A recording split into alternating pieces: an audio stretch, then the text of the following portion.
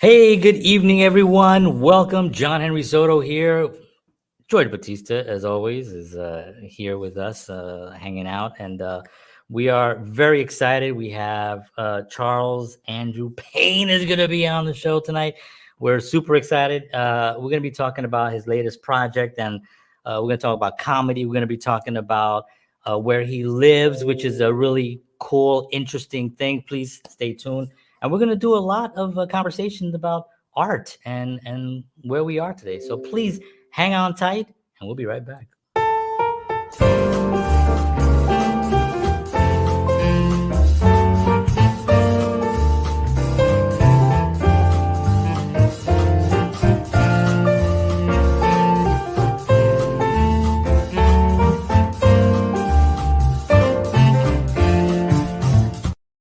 All right. Thank you very much, everyone, for tuning in. By the way, thank you last week for everybody checking out that 80s music show, 1983 music, because that actually was a lot of fun, and we got some good response on that. So thank you for all of you that tuned in to that. And today we have Charles Andrew Payne is going to be on the show. We're going to be talking so much, a wonderful actor, and you've seen him. Yes. Right? We were talking about that today. Yes. If you've ever watched a television, watched movies, you've seen him. So Exactly. This is going to be very exciting, a great conversation. But first, before we get started, we're going to do some sponsor responsibilities, and take it away, George. Thank you, sir. So, as always, the Counterparts show is brought to you by Wellness Resources, a family-owned and operated nutritional supplement company providing the highest quality, clinically formulated supplements since 1985. Find out why Wellness Resources supplements are the top choice of health-conscious individuals around the world.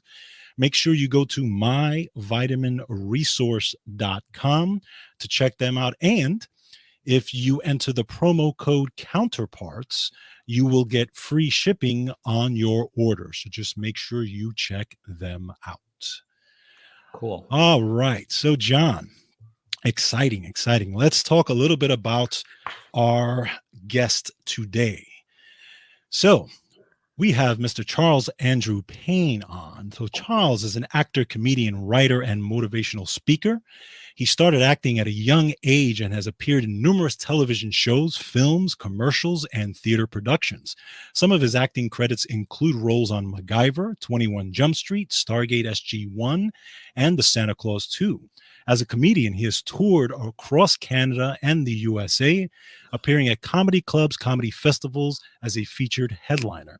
He speaks and presents at corporate events, providing talks on various business topics such as perseverance, resiliency, weaving in comedy and storytelling styles. In his latest project, he can be seen playing the role of Pastor Bruce Barnes in the film Left Behind, Rise of the Antichrist, which stars and is directed by Kevin Sorbo. The film will be released on January 26th, and we are very, very honored and lucky to have him on this program. So, ladies and gentlemen, let's welcome Mr. Charles Andrew Payne. Woo! All right. All right. Thank you very much. So, man, thanks for having me, guys. Really appreciate it. Absolutely. And, yeah. Wow, nice intro. First class here, man. Yeah, we want to take care of our, especially, it's important. George and I talk about this a lot, and the importance that or the honor that we feel that people take time out of their schedules to spend it with us, like two Puerto Ricans from the Bronx. We're like, this is like such an honor for us. So, yeah, exactly. So we want to make sure that we really take good care of our guests. So again, thank you so much for being here. Now, one of the first questions, I know George has some questions set up, but I really wanted to talk about, and we're going to talk about this, during the conversation, but the last couple of years, we've had some challenges, and this type of auditioning, this visual thing has kind of gone to almost like a different place, I want to talk a little bit about that. But do you remember when you realized that, oh, this is actually different, but did you like it, or were you a little bit not into that, the whole camera thing? Here's the thing. Auditioning is what actors do. by any means necessary. That's what we get paid for. Performing is the reward for the hard work of auditioning. If you don't like auditioning, you are in the wrong business, right? Now, when it's flipped from in room to online, a lot of actors went, I don't know if I like this. And I went, no, this works for me. 2 reasons. I'm in a smaller market. But when we went online, the market opened up for me, right? Yeah. So yeah, true. it came right at the same time as I gotten a new management team, and they were, all of a sudden submitted me for stuff filming everywhere. Wow. So yeah, I love it. If we go back, maybe we'll go back to a hybrid situation, which is fine, because who doesn't like being in the room and getting feedback, and getting direction from the director or the producer, but because the only downside to online is you don't always get feedback. You record it, you submit it, and then you go to the next one, and you record it, you submit it, you go to the next one. Yeah. See. There is something nice about being in the room as well. But I think what I've noticed also, a lot of casting agencies also realize that they can, their overhead can be a lot lower, where they can vet a lot of submissions right from their home, and then just gather their 20 solid that they want to see in person, and then that just kind of brings the cost down. So I think that's happening a lot. I know in New York, that's happening a lot. But I had and auditioning is, you're right, it's part of the game. Like, I had an acting coach, and she just told me, your job is not to get roles. Your job is to get auditions. Just get auditions, and get a lot of auditions. That's your job, and then the rest of it is icing. I tell actors all the time. John, acting is when you get an audition, that's a calling card. It's like leaving your business card. I've been booked for roles based on auditions I did months before. Right. Where my agent calls and says, I have a booking for you, and I'm like, to name the show, and I'm like, I don't remember auditioning for that. No, you didn't. But the director or the producer was in the room or saw your tape 2-3 months ago, and when this role came up, they said, oh, that guy that auditioned 2-3 months ago, that's the guy. Wow. Okay. So it's a calling card. So you just got to be there. The other thing too is I'll tell actors coming up, when you get an audition, you've passed the first hurdle. Count that as a win, because they've screened out, how many agents send in all their people to make their suggestions, and they pick people to come to audition.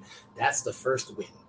It's yours to lose now, right? Right. So, and they don't know what they're looking for until I show up. That's my attitude. That's right. There you go. That's a great way to look at it. Absolutely. Definitely. George, I'll have you No, it's fine. But and again, you could, what you guys were saying about the online stuff. Again, we see it on the music side too, right? A lot of, a lot of these people in even on TikTok and Instagram and all these, they're becoming overnight sensations. You're seeing these kids play. I mean, where Justin Bieber came out of, what, I think it was YouTube, right? Or something like that. Yeah.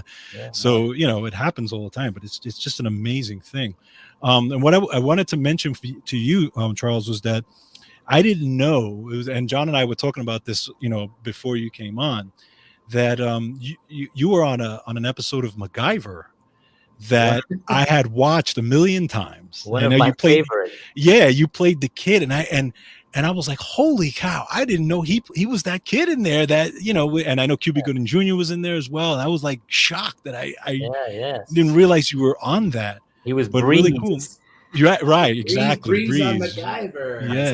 Yeah. I actually even saw it because they still play it on some of the channels, and I think I saw it not too long ago. But one of the things I wanted to ask you is, because I mean, obviously, I know you started modeling when you were young, and I think that's how you kind of got started in the business itself. Did you getting into acting? Did you actually work with any coaches? Was there formal training? Yes. Oh no, I'm always in training. Okay, gotcha. Even Tiger Woods has a coach. Yes, right? Absolutely. Right. Acting is a skill that you have to hone and craft and train. So Right. whenever there's downtime in between gigs, well, what I do, go back to reading, go back to studying, go back to prepping for the next audition. So Nice. I'll Nice. take a scene study class, or an Okay. audition prep class, or always. And yeah, Yeah. always been that way. Do you find it that that attitude is sort of being lost today because we're in this like instant gratification thing where Instagram and Yeah. everything is fast, and and a lot of actors, I think, I don't know if they put that work in. Like George and I are musicians. I mean, I remember we played 13, 14, 15 hours a day, Yeah. and it was like we just blinked. It went by like this. And in order to do that, and auditioning as well, and studying and having your classes that you go to, what do you think about the way it's today with some younger, like, if I know you mentor and you also Mhm. do motivational speaking. Do you get that, like, I want to, yeah, I've been at this for like 6 months, man, I don't know what's going on. Right. Right. I've had this conversation, not so much about acting, but on the comedy side of life, where uh, you see a comic who's just starting out, and all of a sudden they are recording their first album, and you're like, what? You barely got 30 minutes of material, and you're Yeah. cutting an album. I mean, good for you if you can get it to work. I Right. respect that, and go, but I think you got to pay your dues. You got to Yes. hone your Yes. craft. You got to put Yeah. in your time, Yeah. and it's the same with acting. I'm different when it comes to acting. I consider myself a journeyman actor. Mhm. I have no. I say that, and I mean, no disrespect to other actors who may go down this path. Fame should be a byproduct of the work that I do. It's not the Right. be all end all of what I do. Right. I, Exactly. I will show. I say this often. I will show up and say 5 lines. I'll show up and say 50 lines. I just want to work, right? Right. I just want to tell stories, Right. and and being a Canadian-based actor, I joke and say all the time. I show up on a movie set, and everybody's like, "You got this big grin on your face. Why are you so happy?" I'm a Canadian actor on a movie set. I am happier than you could possibly imagine. I'm doing what I love, and that's all I want to do. Because you know what? When they say rap, I'm unemployed again. Let's be real, Right. right? Right. Everybody It- applauds at the end of the show, and they say that's Yeah. a show rap for Charles Andrew Payne, and everybody's applauding. I'm like, well, back to the unemployment line. Gotta go. Right. Right. If you're fortunate to have more than one booked, Yeah. But that's what it is. it's interesting because you could see, like, you have this appreciation for the fact that you are in a very small community of people on the planet that can actually have steady work in something that you really, really love, as far as acting. It's like, I always said to myself, God, if I could be a studio musician for the rest of my life and get called every week to do this album and that album and this album, that's it. I would be, Yeah. I'd be so happy, that type of thing, just to be a regular working musician or working artist. So, but it gives you that appreciation that you have, that I'm actually a regular working actor and people actually call me to do these things. That's a great Yeah. thing. Yeah. It's but you pay your dues, and the other thing Yeah. too is it's called show business. Exactly. The business part of that, I Yep. sat down and wrote out a business plan. Wow. Right? What are all the avenues that myself as a performer could generate revenue to feed myself? Right. So, I can do voiceover work. I can do corporate video work. I can do film and television. I can do stage work. Have I checked all those boxes? Have I Right. introduced myself to all of those people? And all Right. I want to do is work. So, and the other thing too is open yourself to possibilities and say yes. Yeah. Right. When someone calls me and they say, "Oh, yes." Yeah. Exactly.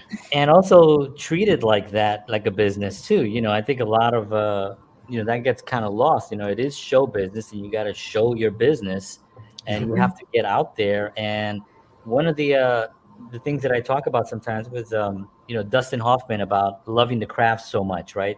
And he was talking about how he would be doing it today if he hadn't got that break in '68. You know what I mean? He would have still been doing. He would have been doing somewhere. He was not going to stop because of the love of storytelling. You know, and that really has to come first. Right. And what I find is when we're looking online, and so you know, I also I do a lot of work in social media. I'm a filmmaker as well. When you're talking to younger, they're really relying on the technology. You know, Mhm. they're relying on the technology to Right. get them there. They're relying on the management company to get there. They're relying on the agent or you know, the industry to get them Hmm. there. And Mhm. I'm like, no, no, no. You have the goods. You know, Yeah. you have to show that. You know, and you know that's something that I'm very passionate about to try to convey to younger artists in all mediums. You know, because it's something you got to. You're right. You got to put your dues in. You Yes. Yeah. know, and it's really, you know, George mentioned the TikTok, right? You Hmm. see some Mhm. of these TikTok artists, and they'll put out a song, and next thing you know, they're got a million followers, and they're Right. famous. But put them on a stage and see if they're going to be able to go on tour. Right. And Yes. what about longevity? Right, Yes. Do you Exactly. want to be yeah, a flash in the pan, one hit wonder, or do you want to have right, a career right, that Right. spans decades if you're lucky, right? right. Hmm. So, 100%. You want to be able to, yeah. George and I talk about an article written by Ted, what's his name, Goya? Ted He wrote Goya. Yeah. Goya. So he Mhm. wrote this article about how 70% of all the music that's streaming is old music from past 30 years ago, Yeah. meaning that the stuff that we're all listening to is the classic stuff that they worked on it, that they sweated, and the stuff that just fades away that has no longevity. It's the stuff that you see coming out of TikTok and these dum dum ba, you know, Right. whatever it Right. is. Um, Right. Yeah. so yeah, it's very interesting. Very interesting. and more power to them, I say. If you know if that works for you, but think a good for you. It's an avenue in, but think Yeah. about where you want to be 10 years from now, or Right. Right. 15 years from now, or 20 years from now, Yeah. right? Yeah. If they could incorporate both, Yeah. Yes. you know, Exactly. those my things. my my my social media advisor, my 15-year-old son, tells me all the time that I don't do that part. I know what you mean, man. I know what you mean. It's like, Dad, you can't be on Facebook. Grandpa's on Facebook. You need to be on TikTok. You need to be Yeah. on Instagram. I'm like, who's got that kind of time? Yeah. I know. I Exactly. know. I'm a social media manager for some Mhm. companies, and I did that for a while. So that was part of the hardest part. It was trying to get people to understand that part of it. And I think artists are more, you know, I think they show a lot about what they're doing. And actually, I would like to get your views on this about social media, you know, and how it's completely kind of changed things. But they're showing their daily life a lot of times. Mhm. They're showing their lattes and their meals and their dogs and cats and stuff. And it seems like the focus of what they're doing, their art, their work, and sometimes it's just very few, you know, and I'm thinking to myself, if you have this tool, you know, you can use Right. it and it's free, you know, for the most Right. part. I mean, you know, Mhm. why not take more advantage of it? You know, is that something that you think about? I do. And I know a couple of performers that do it really, really well, and I admire them for that. Hmm. Yeah. I would like to do it better, but I'm always, if I'm being honest, social media terrifies me.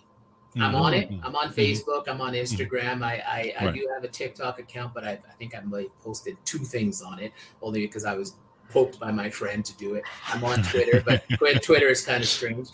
Yeah. Yeah. And I don't post very often, but sometimes I'll post like comedy material, but I've not Mm. posted pictures of my meals and what have you. I Right. and I would like to be able to do it better, because let's be real, it's the world we live in. Yeah. yeah. So you need to participate in somehow. Like I said, hence why I said to my son, I will pay you to look after that for me. Right? Great idea. Great That's idea. smart. Yeah. It's smart. Because he's got his finger on the pulse. He knows, Right. and so he's right? He's the one who said to me, Dad, I know you want to keep, you're kind of introverted, you want to keep to yourself, but you're kind of a public figure, so let's at least create an Instagram account for you, Right. right? And Yeah. you promote. So I'm of the old school of, when I have something to promote, I will go out into the public and promote it. Like I have the film coming out, Right. this Thursday. Yeah. Okay, then Mhm. I will post on social media about that. I'll do interviews and what have you. And then when I have nothing to promote, you won't hear from me. Right? Exactly. And it's true. I kind of understand that, because I'm introverted by nature. Even for me to do this show, and John will tell you, I mean, we grew up together, so he knows what's in my brain. And for me to just even do this was a big deal for me, because I was very like, be on camera, do anything. Like, no, I can't do this. That's why I was the drummer. I was always in the back. People didn't see me. So, but it's just funny how. But again, I look at social media as a tool. As like, for this show, we're using this and the platforms that we use. This is a tool to get your message out, to get our message out, to get this conversation out. And when I think of it in those terms, I'm like, okay, it kind of takes a little bit of the fright away, Right. in my brain anyway, Right. Yeah. Yeah. I'm always thinking, yeah. Go ahead. I'm not shy, but I always think there's got to be purpose behind what I do. Yes. Right. That's exactly what I was going to say.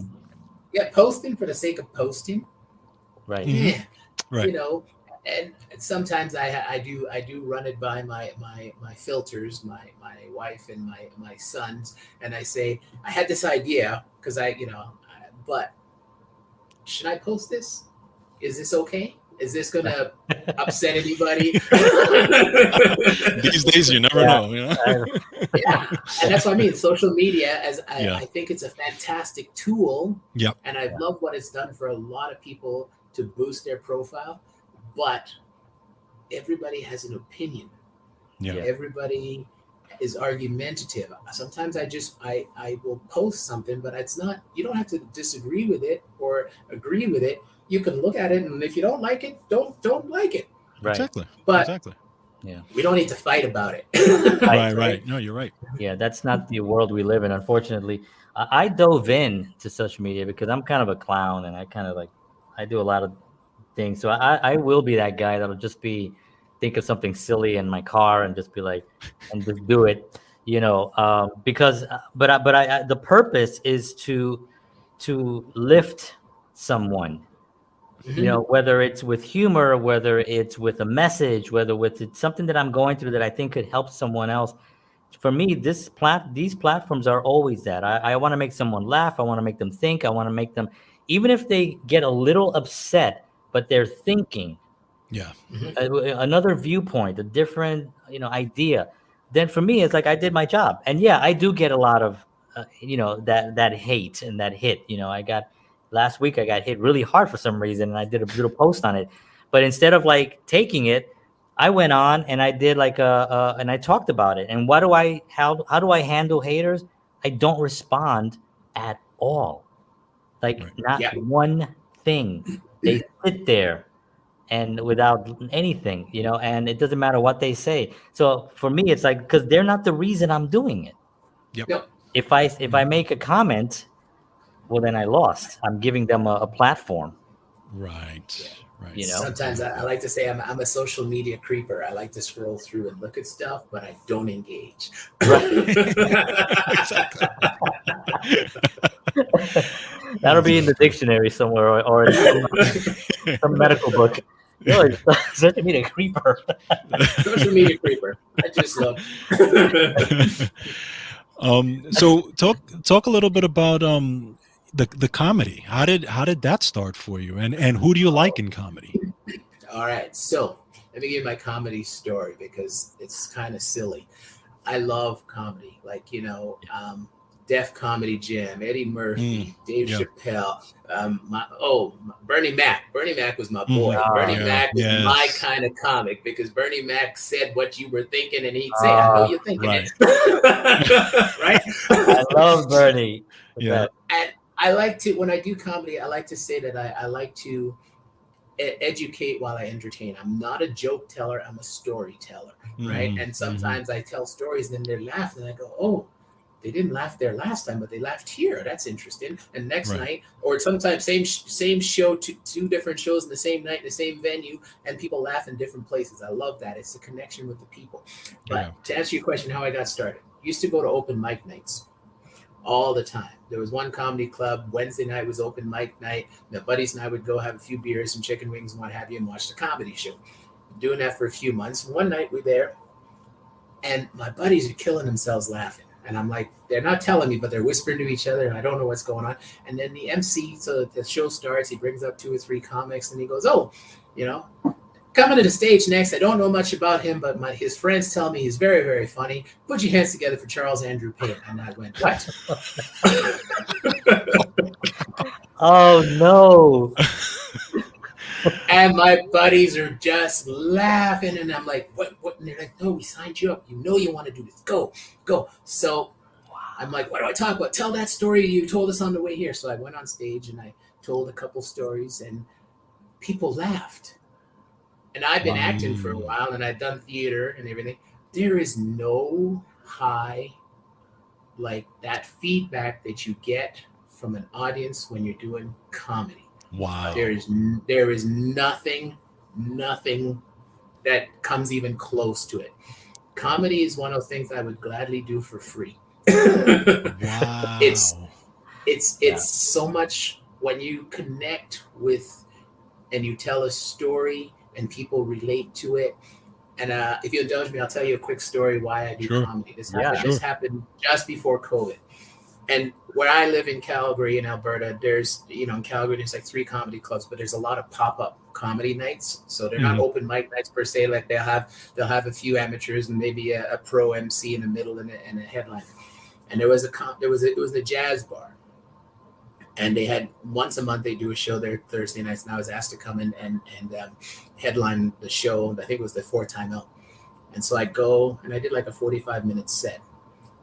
And afterwards, I went out on the back. There was a back patio, and there was an older gentleman there, probably in his late 70s, early 80s. He comes up to me and he says, "Just wanted you to know, I hate that they do comedy here. This is my watering hole. This is where I come to have a few drinks with my friends, see them, and you guys do comedy here." And I'm like, "Well, I'm sorry." He goes, No, hear me out.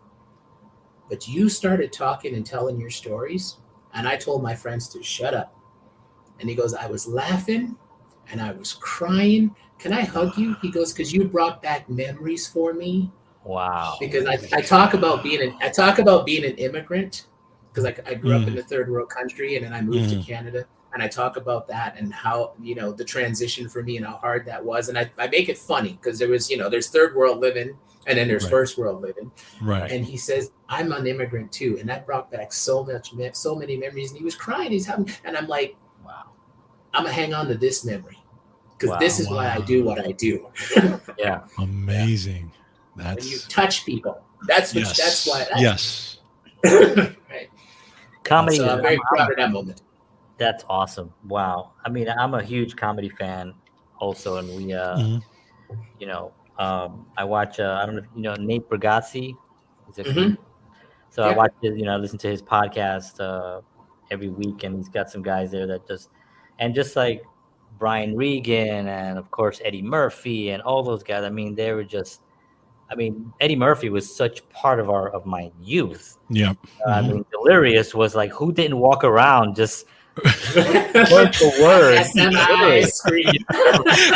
Right. Exactly. Like, "Yo, mom, I'm welfare." I grew up in the Bronx, so that it was like totally relatable. Right. Exactly. And just so funny. When I started doing comedy, because I grew up in Canada, and I grew up watching Def Comedy Jam and Eddie Murphy and those kinds of guys, my comedy was kind of more mimicking. And I'm gonna give a shout out to a comic that I love, Daryl Lennox. He's from Florida. He's one of the most underrated comics I know. But Daryl Lennox came up to Vancouver when I was in Vancouver, so I started doing comedy. And Daryl Lennox said to me one night after a show, he says, "Charles, you're funny, but I don't believe you." And I said, what do you mean? Oh. He goes, because when I talk to you one-on-one and you tell me your stories about you, that's funny. And then you go on stage and you tell jokes. He goes, that's not you. I want you to go on stage and tell your story.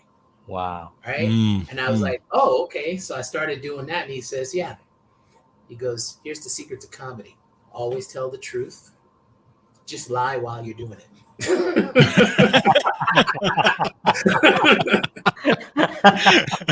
That's nice. That's a T-shirt or a bumper sticker or That's something. it. Yeah, That's it. but it's about telling your truth. So after he Yeah. gave me that talk, I stopped writing jokes and started, I would always start with the premise: tell yourself the truth about yourself. So all my jokes are very, very much immersed in truth, stuff that's happened in my life. And it's our job as storytellers and as performers.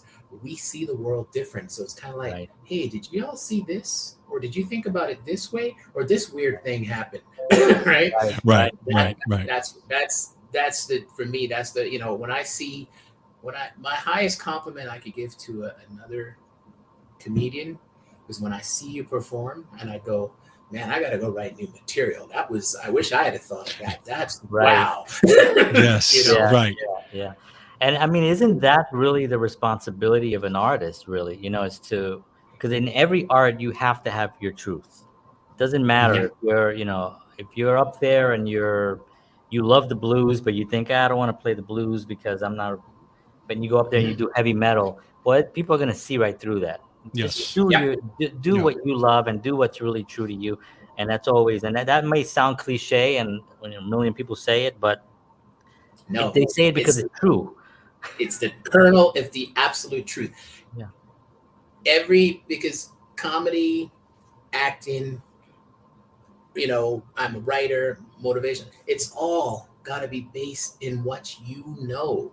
Because I can tell if you're not telling the truth, if you don't believe in what you're saying and or Right. doing, I can read it.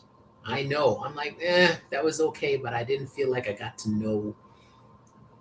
Right. I didn't have. It's about a human connection. Yes. Right. Yes. I Exactly. like to say, who are we if not the story we tell ourselves about ourselves? Mm. Art Yes. is so important. Can you imagine what our world would be like without artists? John, No, John, this is John and I have talked about this at length. That Yeah. exact concept. Yeah. I mean, I don't think. Well, first of all, I honestly, this may be ridiculous to say, but I don't think that the planet would be here if there was no art, no artists. Well, what would be the purpose? And first of all, I mean, if you believe in God, which I do, Mm-hmm. look around you. I'm in Tennessee. Tennessee is gorgeous. I mean, I was driving just from the supermarket and you see the mountains and you see this beautiful sunset. I'm like, well, there's art right there. Who Yes. created, who's the biggest artist in the universe, right? Exactly. So I'm like, that's the art right there. You know what I mean? Yeah. And if we didn't have that, what would we have here? We're gonna have like a Borg from Star Trek, just a cube. Right. Just a cube that just walks around and we just walk around all day just staring at each other. you know, you know, you know what I'm in awe of, John? When I read a book or I watch a movie or I see a piece of art, I'm always remind myself that came out of somebody's imagination. Mm-hmm. Even like the sci-fi movies That's or the right. script, like somebody sat down Yep. and put that out, right? So why won't I take a minute to admire it? And I'm always, take a minute to go, I am so grateful that I live in this time to experience this beauty, or like even like the Marvel movies and stuff. Being a nerd that I am, I'm so Yeah. grateful now that we live in a time that we have the technology to actually do those films properly. Right. Right.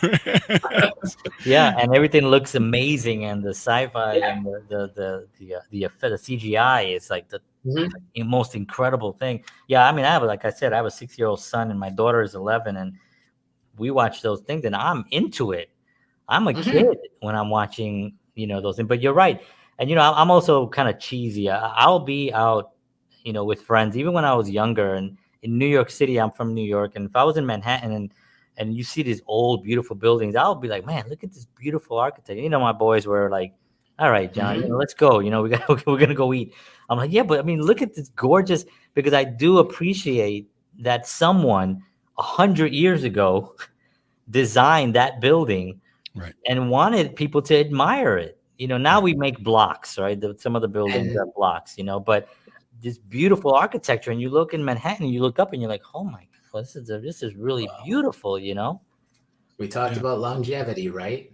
Yeah. You know, Right. and Right. I always say to my kids, everything you see around you, even the phone that's permanently glued to your hand, do you know that there was a design team?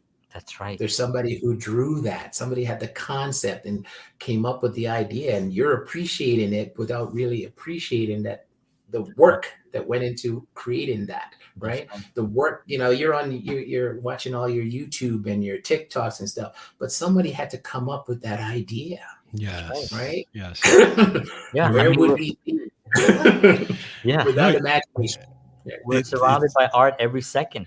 Every, exactly, even in the music space, and John and I have talked about it as well. Like, music changed my life as a kid, and the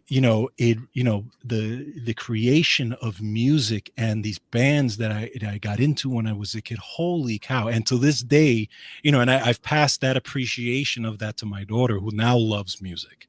yeah. And Mhm. we'll be in the car listening to this song, and I'm like, listen to this, just listen to this song, listen to Yeah. how beautiful the melodies. And you think, and I have as I've gotten older, I've got such an appreciation for the creativity and what it does to me on a spiritual level. And you're Yeah. like, wow, it completely changes your whole It's idea spiritual. That's of, why. yeah, exactly. It is a spiritual It thing. is Yes. 100% Spiritual. Yes. Musicians, I have great admiration for you guys. I mean, I played a few instruments, I dabbled, but you're speaking a whole different language.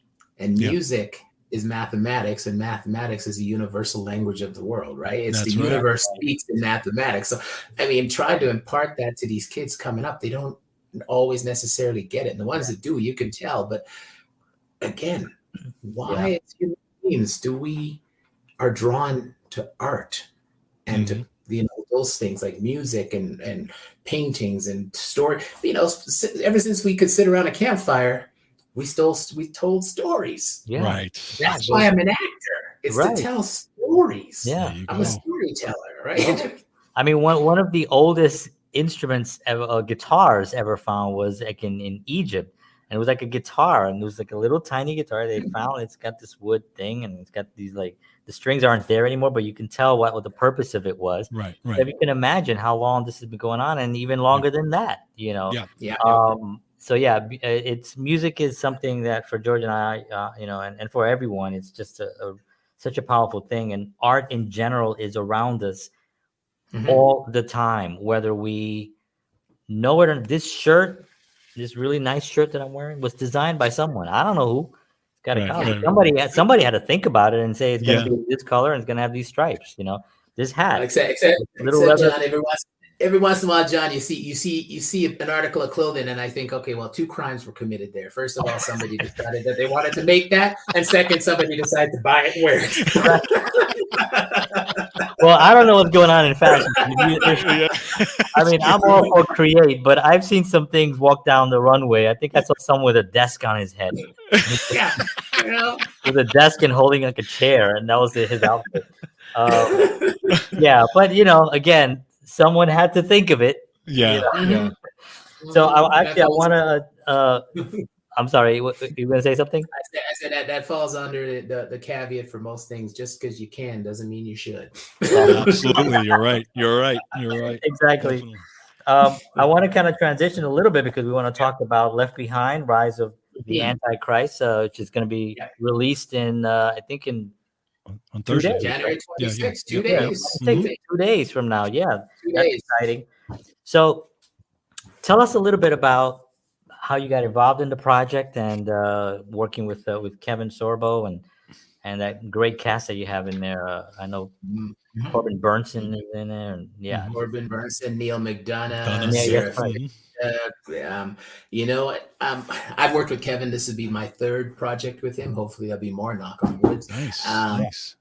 Yeah, Kevin and I worked together a number of years ago when he was on Andromeda. I did a guest star Right. on there, played space bounty hunter Daniluk, and then he came to Calgary And it was so funny because I reminded him when I walked on set, because he came to Calgary to do another film that I did with him called Miracle in East Texas, which is a period piece that takes place in the 1930s. And again, coincidentally, I played a reverend in that one. I played Reverend Reese in that one. And then, Nice. yeah, and Left Behind, I play a pastor. Right. So I'm like, Kevin has typecast me, but that's Wait a second.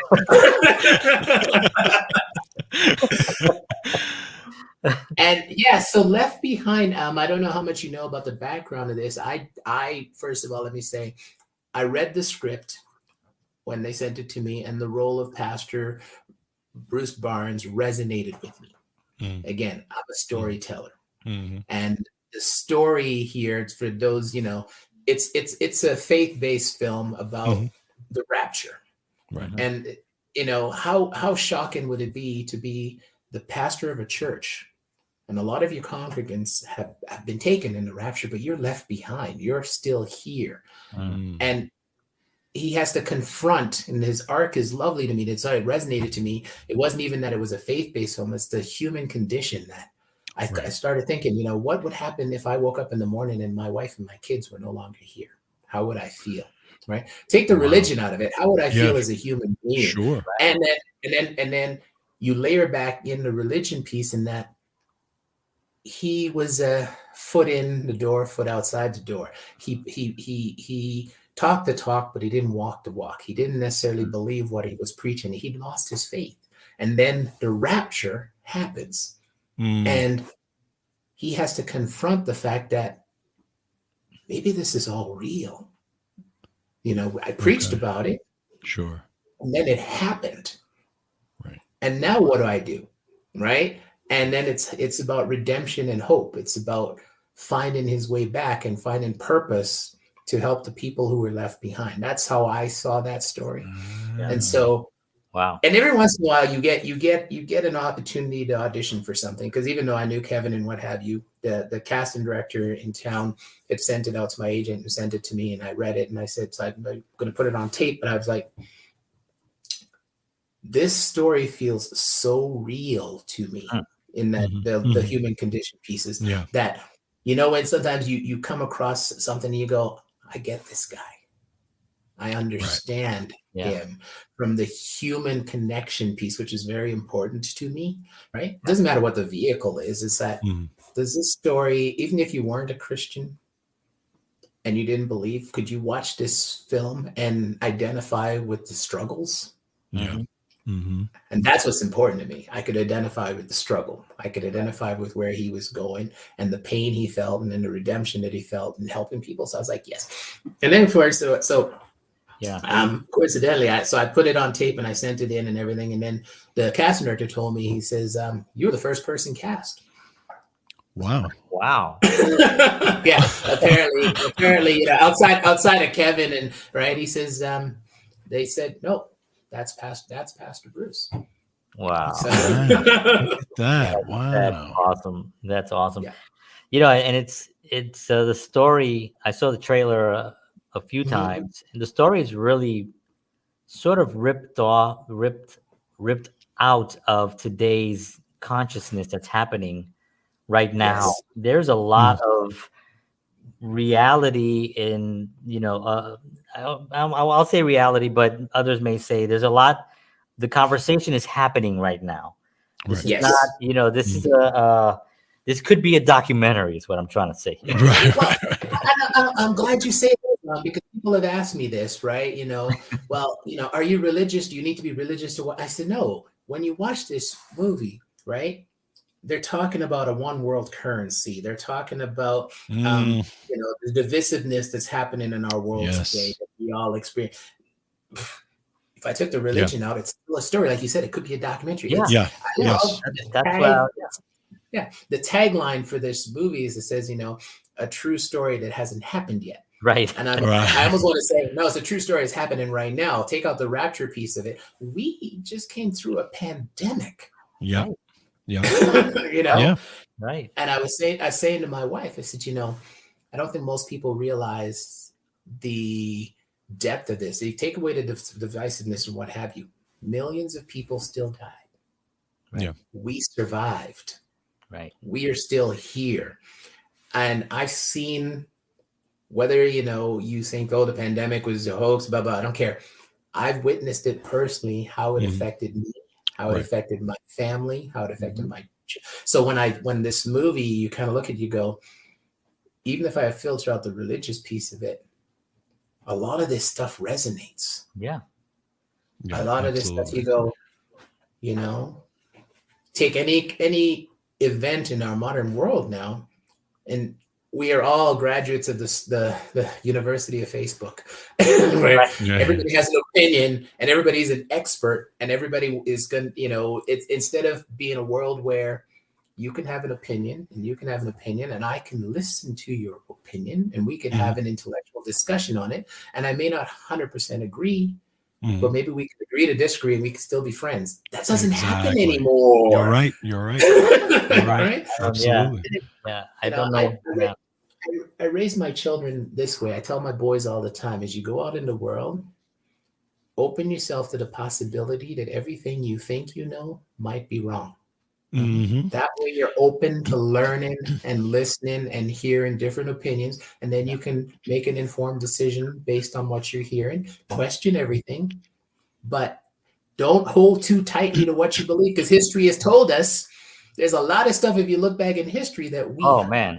believed, people died for. And now Right. we look back and go, what were they thinking? How did they Right. not see how ignorant that was? Can you Right. imagine 100 years from now, people looking back at how we're living now? Mhm. And I Mhm. ask myself this all the time. What are they going to say about the opinions and the values that we are holding so tight to now, that they might look back and go, couldn't they see how ignorant that was? How did they not see that? So open yourself to the possibility that Yeah. you might be wrong. Right? Right. So And if you have that, and that's a wonderful way of raising your children, and that's something that I talk about as well with my kids, Me is too. really just be open to first of all listen, because it just seems like everyone is, they're not listening to listen, they're listening to respond, yeah. because they disagreed with the first three words out of your mouth, that they're already on whatever narrative or whatever they've actually, whatever words have been pinned together that everyone is seems to be using, right? Mhm. Mhm. They're ready to actually spit that out, and so they're not listening. So I always tell my kids, just listen, Yes. listen, because yeah, you're right.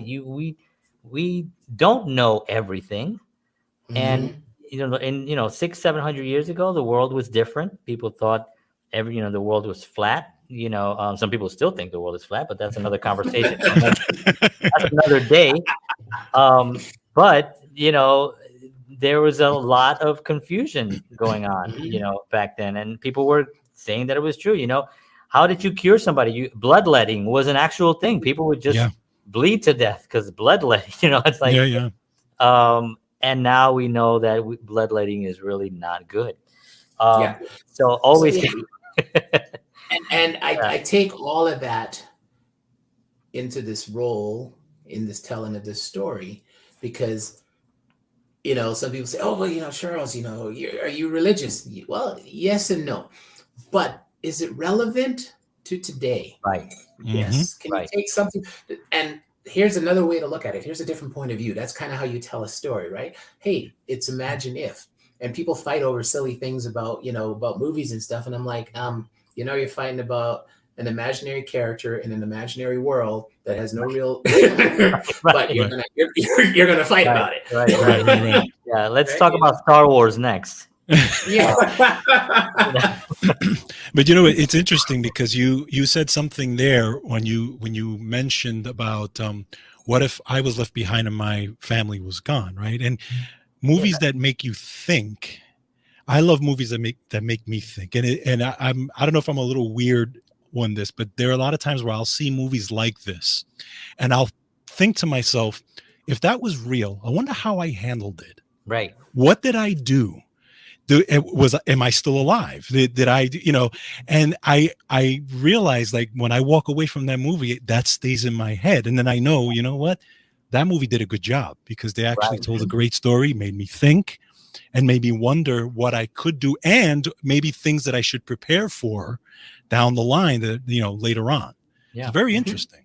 Yeah. Well, I want people to walk away from this movie. And just like you said, George, this is why when I go to a film, to me, it's a really good film. If I want to, afterwards, I want to go with whoever I went to the movie with, grab a cup of coffee or drink and discuss. Right. Right. Exactly. To me, that if my brain is going a mile a minute and I want to talk about this. And Yeah. is that possible? Is that not possible? Right. I want people to go away from this. And even if you're not religious, you don't believe in the rapture or what have you, but you go away and think about how relevant is some of those themes today. Exactly. What happened with cryptocurrency and a one world currency, the divisiveness that happened. And the other thing that I always talk about, either, let's take all of that out of this.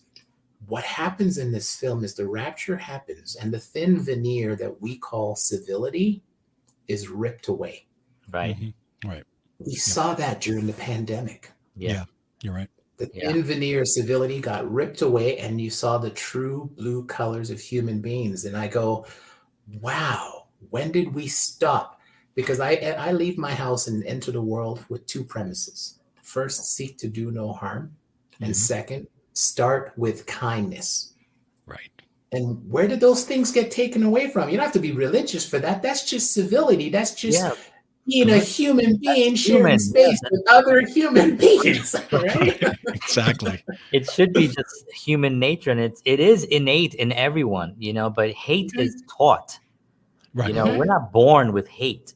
Nope. Hate is taught, and the media, and I mean, again, we don't want to go all into that, but the media has a very, very purpose agenda.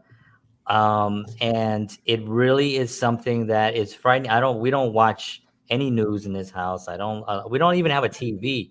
We stream movies and we'll, but it's because it's it blackens your heart when you see something and people think, well, you want to know what's happening in the world. That's not what's happening in the world. Right. Nope. Exactly. That's not what's happening in the world. That's what they're showing you that's happening in the world. And this film took a lot from the headlines. It didn't do, right? It was like a lot of it was from the headlines. So you can take the religion out of this and watch this as like a holy cow movie. And like, what would I do in a situation like that? Like what George was saying, Yeah. Manufactured news. Unfortunately, someone else gave us this phrase, and yes, fake news. But right. News. I don't know. Maybe I'm old enough to recall a time when you watched the news to be informed. Yeah. And now you watch I remember. the news to be entertained. And Right. and people could tell whether you're a liberal or a conservative, but depending on which station you get your news from. Right. That's not how it used to be. I'm old enough to remember I was young enough, but I miss Walter Cronkite. Yes, yes, absolutely. Right.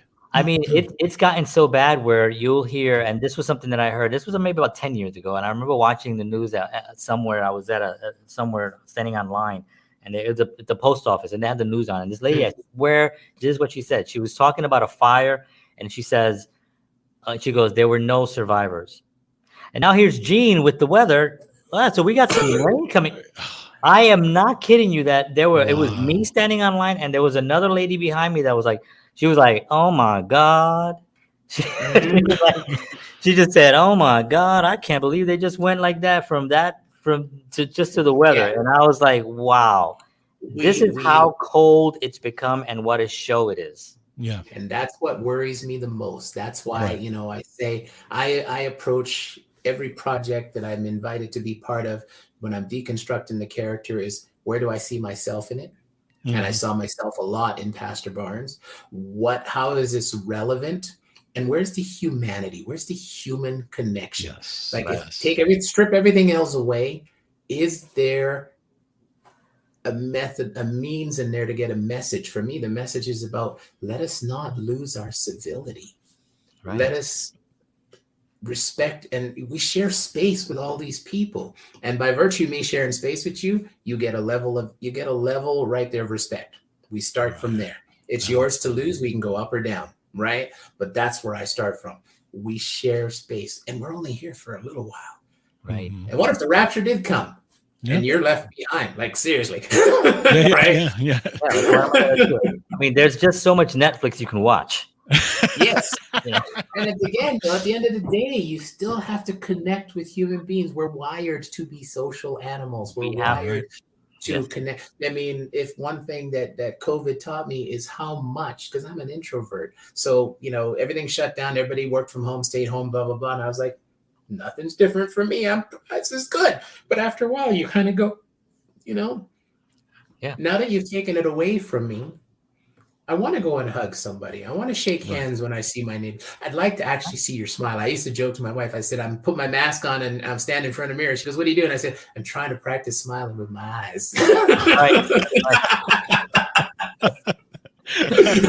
Well, funny enough, that is something. I remember going to an event during COVID and having a mask, and everyone else did, and you can see kind of like it coming through a little bit, Yeah. which, Yeah. Mhm. which I didn't want to get used to that. Trust me. I mean, I didn't. That Me was not neither. the way, But at least you can get some type of that. What you talked about that humanity.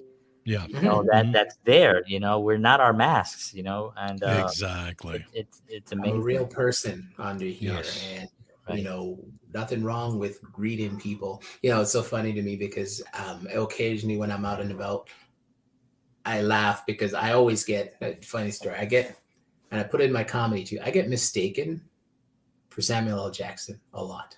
Right. And Right. people will come up to your me. bio. People come up to me and I at first I was irritated by it because I'm like, God damn, I'm an actor too, right? And now I just kind of laugh about it. And, my wife thinks it's hilarious because, we'll be out somewhere and people are turning and looking at me. And I said, nope, they're not recognizing me for me. I bet you someone's going to come up. Two things. Depends on where I am. Right. Most places in the world, it's Samuel L. Jackson, except when I'm in the United States and down in like the southern half of the United States, I get Emmett Smith. Oh, Wow. yes. Okay. Yes. Yes. I can totally see that. Absolutely. Absolutely. Yeah. Okay. I'm like, no, I'm not him. And I've had people say, no, can we just take a selfie? And I'm like, yeah, okay, but if that's what you want. Do the football stance, just Yeah.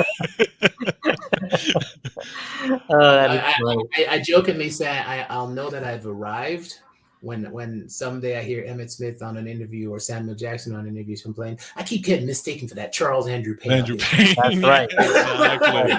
That's right. Let's get there. Let's do that. Absolutely. I love it. I love it. Charles, I can't believe it. It's like we've been almost an hour. This has been such a tremendous joy to have you on here. We covered, I think, most of the things that we talked about before the show, but I know that there's probably like a billion things that we would love to talk about with you. Yeah.